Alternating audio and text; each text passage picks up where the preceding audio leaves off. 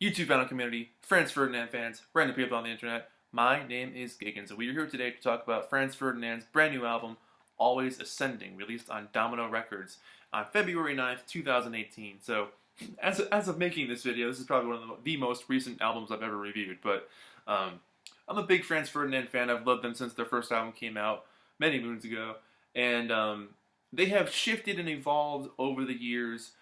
Sometimes drastically, sometimes reverting back to their old sound, sometimes going places completely far out. I think their most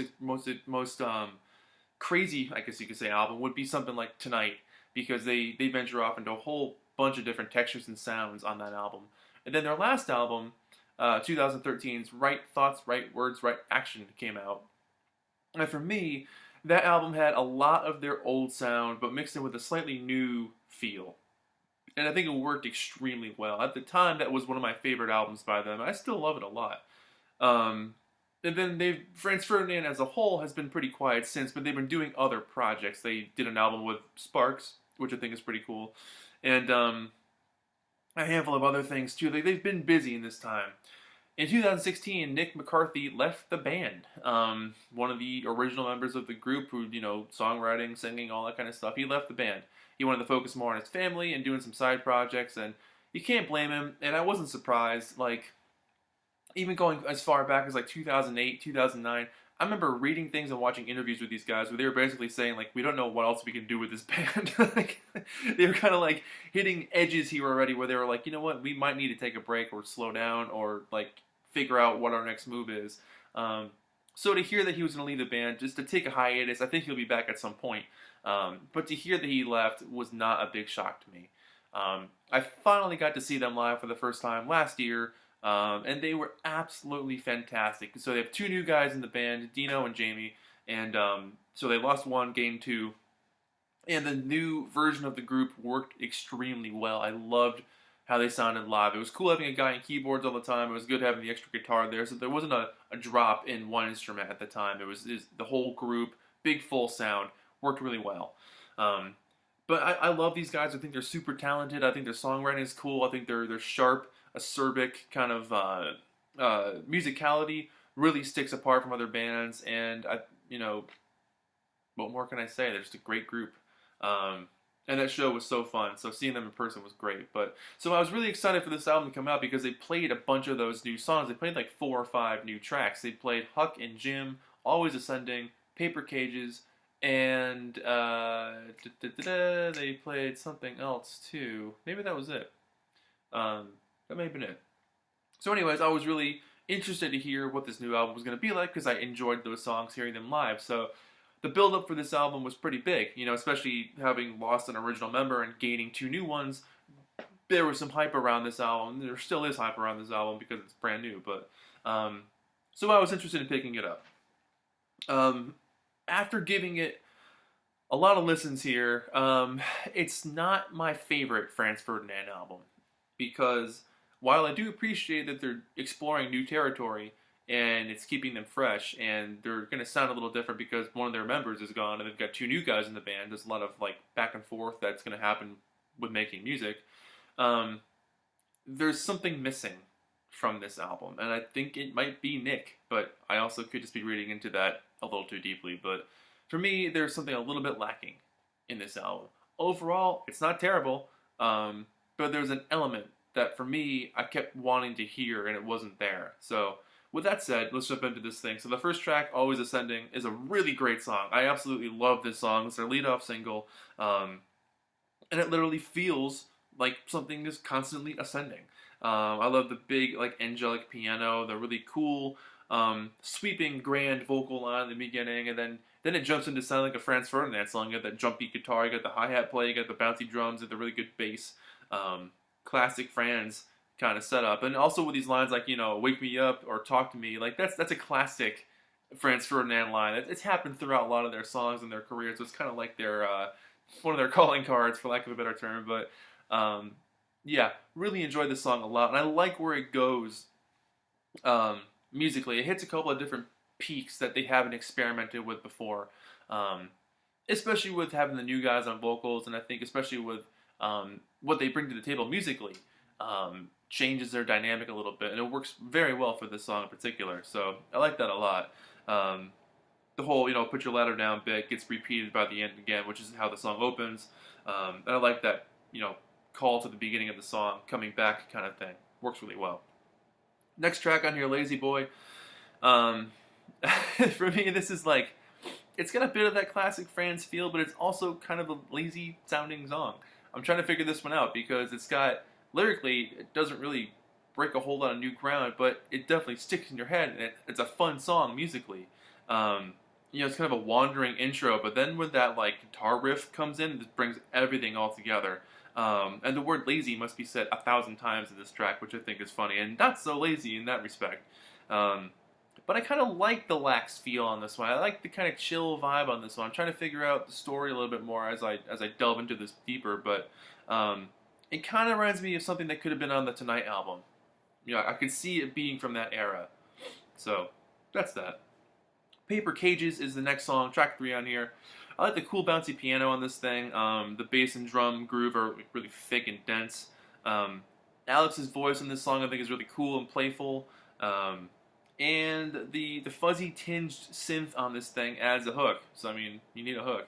But the chorus is catchy and memorable. It's got that classic, Franz Ferdinand feel, which a lot of bands, if they were to hear something like that, oh, you're sounding like yourself, it might be taken as a slight. I mean it as a compliment, because there really aren't a lot of bands that sound like Franz Ferdinand, so that's not a terrible thing to expect, or want to expect. So that's where I am on that one. Not my favorite song on the album, but I still enjoyed it. The song Finally, I do like this one a lot. Really cool, distant, echoey music and vocal on this one. For me, this song sounds like an island lost in space. I love the drum shuffle on this one, the very like distinct characterization from the drums. Paul Thompson is an absolutely fantastic drummer.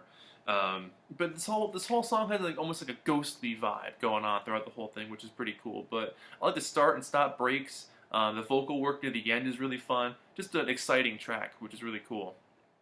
The last song on side 1, the Academy Award.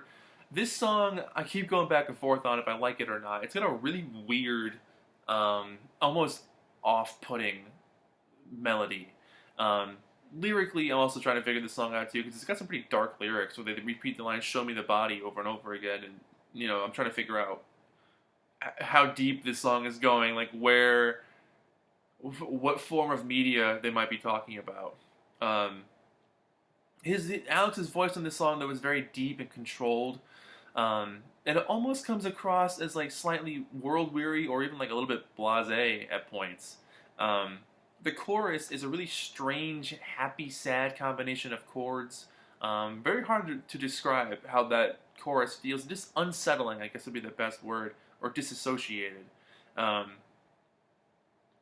Yeah, I can't tell if this song feels a little bit forced or a little bit uninspired, or maybe I'm just not getting it yet. But really, it's not, as of making this video, it's not my favorite. Maybe it'll grow on me in time, but not my favorite. Track 1 on side 2 is a song called Lois Lane. This is a pretty straight beat on this one, which is pretty cool to hear them go kind of like quote-unquote simple for a change. There's not a whole lot of spark throughout a good portion of this song until it kicks in with the whole like over 30 singles night part. The song kind of gains some life a little bit, but lyrically it's pretty interesting. It's about a girl who wants to be a reporter to change the world. So it might literally be about Lois Lane from the comics, or it might be just a name to fill in for a girl who wants to be a reporter and try to change the world. But I really do like the song a lot at the end, which makes me like the whole song as a whole, because you kind of know what you're going to get as it comes to the end. Not bad. Huck and Jim has a really cool big fuzzy chorus. I love the call and response kind of thing going on. And there's cool changes in the time signatures here, which I like a lot. There's a weird like shuffle, kind of like a shuffle like beat that kind of like starts a little fast and kind of slows, and then starts fast and it slows. So that's kind of new territory for them to be playing in, as well. It's almost kind of like an evil, anxiety-riddled pre-chorus, and for me, it might almost sound like Evil Eye Part 2 or something. Yeah. Glimpse of Love. This for me has like an old school Franz Ferdinand sound. It's got that great dance beat, the dancey guitar riffs.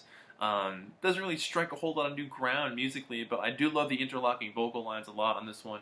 And yeah, that shuffle from the drums and the bass I think really kind of saves it. I mean that's a good thing about Franz Ferdinand is that they have such a cool, tight, dense rhythm section with Bob Hardy on bass and Paul on drums. You know, whatever happens on top of that is whatever's going to happen. But hearing what they can do just in the bare bones of a song, I think really shows the musicianship that this band has. Feel the Love Go. Here we go. Like, this is just a straight up propulsive classic Franz Ferdinand track. I mean, it's punchy, it's synthy, it's fun. I love the repeated vocal lines. That's a total play out of their book. The drum production on this thing is great. The catchy chorus, you know, the whole Feel the Love Infinity. You know, I like how it jams out for a while at the end. It's a very cool song. Just a really fun, upbeat track. Easily one of the best songs on the album.